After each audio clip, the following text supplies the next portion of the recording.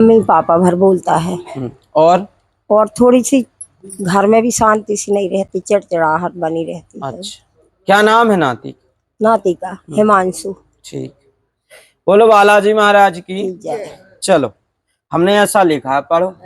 नहीं पढ़ पाते। हम तो पढ़े नहीं है ना हम। आप पढ़ो थोड़ा। नाती की क्या लिखा है? पास में कर लो, हम बोलते जा रहे और नाती की हैं। नाती की अर्जी है, अर्जी है। ठीक है ना? हाँ। नाती की अर्जी है, सावित्री दादी का नाम होगा जो अर्जी लेकर के आएंगी। जी। दिनेश, हाँ, उनके पापा का दिनेश आपके पुत्र हैं। जी। नाती की अर्जी लेकर आए हैं, सावित्री दादी आएंगी। इनके पुत्र दिनेश, जी दिनेश के पुत्र जी की अर्जी है। जी ठीक, जी दिनेश के पुत्र की अर्जी है, दिमाग ठीक रहेगा, जी लाभ होगा, आशीर्वाद। बालक की समस्या है जी हिमांशु की, जी बचपन से ही जन्मजात है, जी बोल नहीं पाता है, पूर्ण रूप से सुनाई भी नहीं देता है, जी पूर्ण रूप से, जी और पूर्ण रूप से वक्र नहीं खुलता है, केवल माताजी पिताजी माँ बाप तक कह पाता है। बस। निवारण आप करवा लेना इनका जन्म, क्योंकि इनके पूर्वज राम नारायण पीढ़ी वाले इसके रूप में आए, लो जी। इसीलिए वक्र नहीं।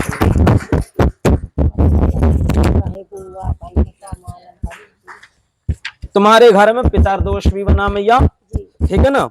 एक मिनट, एक ही बार में बता दो, फिर आदमी दोबारा आउट भी नहीं। नहीं पंडित जी, मैं तो आऊंगी, मैं अर्जी लेके आई, मेरा बेटा बोलने लगे, मेरे घर में शांति रहे।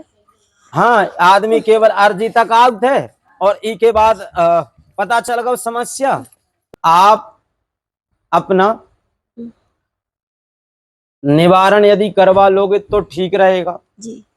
अन्यथा अर्जी यहाँ से तुम बांध गए, और अर्जी बांधने के बाद आप पेशियां नहीं कर रहे जी तो इसका मतलब ये होता है कि आप विश्वास तोड़े हुए हो। जी बंधा जरूर है वहां, जी यहाँ आप अर्जी नारियल या कपड़ा नहीं, जी अर्जी का मतलब होता है पूर्ण समर्पण और विश्वास। जी हम उस धाम में उस शक्ति के श्री चरणों में बांध के आए हैं, जी अब हम उनके हैं और वो हमारे हैं। जी यदि इस भाव से जी और आप उनको अपना मानते उनके चरणों में अर्जी बांध गए हो, तो जो नियम है जी कि 7 दिन में आना है, मंगलवार को आना, शनिवार को आना, जी वो आपको आना चाहिए। जी यदि आप नहीं आ रहे हो जी तो आपकी गलती, उसका दंड भी मिलता है। जी जी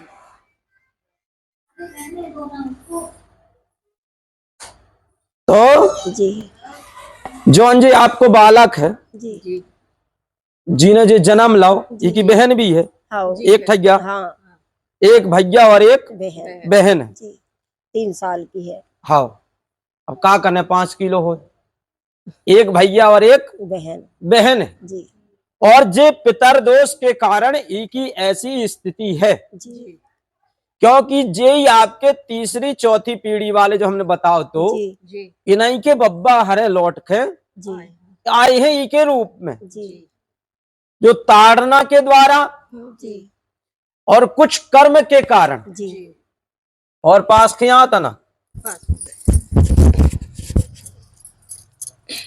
ऐसो लिखो है जी कि एक तो तुम्हारे घर में 2020 में मौत भाई, जी 2000 ये पढ़ना है आप, 2020 में, एक इनके यहाँ 2020 में अकाल मृत्यु हुई है। जी जी ध्यान से सुनियो, जी एक तो कौन दरबार वालों ने बता, जी जी इनके घर में ये लिखा, हाँ। इनके घर में 2020 में एक अकाल मृत्यु भाई इनके लड़का की, जी जी आपके बेटा की यानी लड़का पुत्र का यह हो, जी। आपके लड़का की, आपके पुत्र की और आपके बेटा की। जी जी 2020 में अकाल मृत्यु हुई, सितंबर का महीना था, जी जी सितंबर का महीना था, 9 सितंबर को आपका पुत्र खत्म हुआ था, और 10 सितंबर को आपके पुत्र सुदेश को आगी दी गई। ऐसी बैठ जाता ना, ऐसी बैठो, कहते हाँ या ना, मैं उत्तर दे, आप ऐसी आ जाओ। 2020 सितंबर महीना, 9 सितंबर को आपका पुत्र सुदेश खत्म हुआ है, जी। थोड़ी तेज बोल रही है। हाँ हुआ।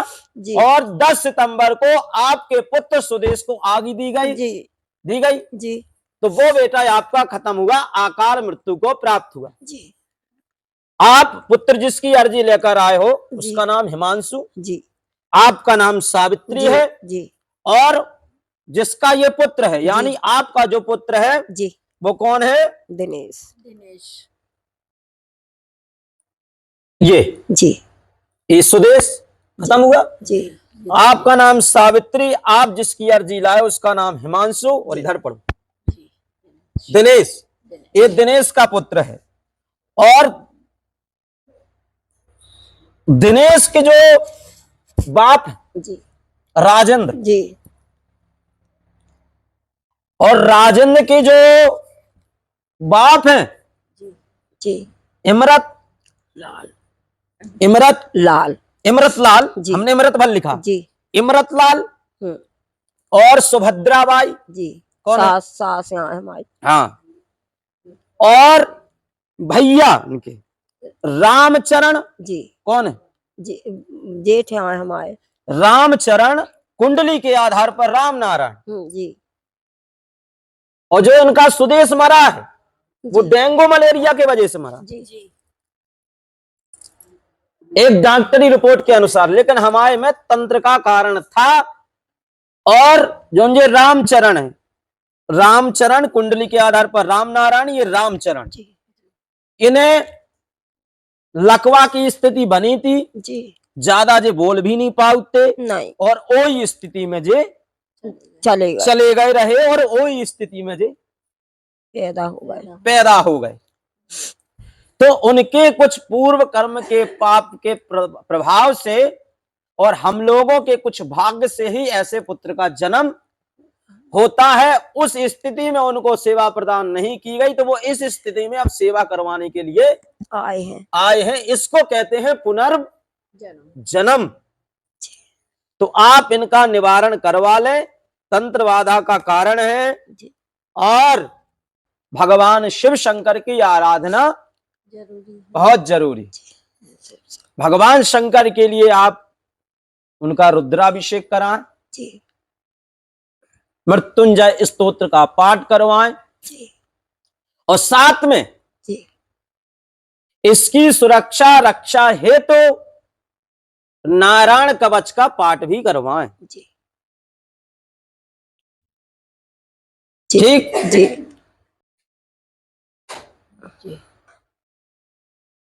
आप अपना निवारण करवाएं तो ठीक रहेगा। यदि नहीं करवाते हो तो कुछ भी नहीं रहेगा। 18 नवंबर को आप अपना यज्ञ करवाएं। उपरांत यज्ञ के उपरांत आप एक अनुष्ठान करवा लें उसके निवारण के लिए।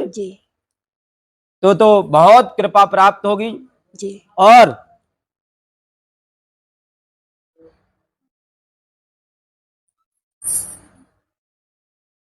बजरंग बाण के पाठ भी आप कराएं। पाठ करे बजरंग बाण की, हनुमत रक्षा करे प्राण की। यह बजरंग बाण जो जापे ताते भूत प्रेत सबका।